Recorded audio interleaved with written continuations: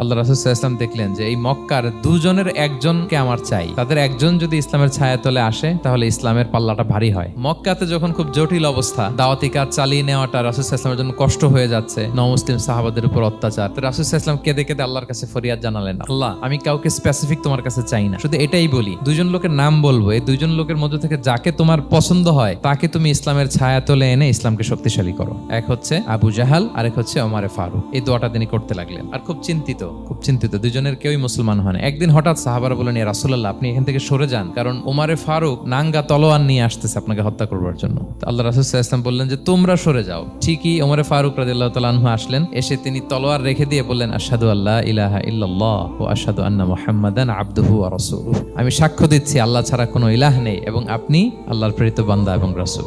এই দৃশ্য দেখে রাসূল সাল্লাল্লাহু আলাইহি ওয়াসাল্লাম খুশি হয়ে গেলেন। রাসূলকে হ্যাপি করাই আল্লাহর কাজ।